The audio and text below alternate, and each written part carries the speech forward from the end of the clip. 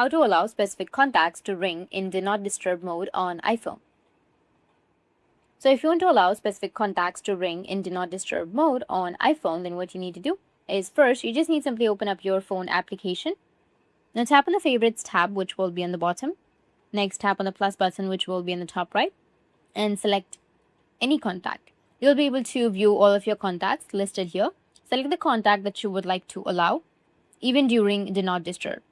Once you've selected, you'll be asked what kind of communication you want to add them for. You can allow calls, messages, or even FaceTime video calls. In this case, I'll choose call. You'll have different call options like phone, FaceTime audio, or WhatsApp. I'll just simply go with phone. Tap on the mobile number, and here it has been added, right?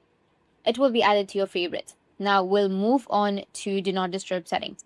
So go back and then open up your settings application. After opening your settings, you need to scroll down a bit and then you'll find an option of Do Not Disturb or Focus. Tap on it and then tap on Do Not Disturb, which will be on the top. Under the Allowed Notifications section, which is right here, tap on People and tap on Allow Calls From. Go with the drop down and select Favorites. And make sure it is set to Favorites. This ensures that only the people that you've added to your favorites list will be able to call you when Do Not Disturb is turned on.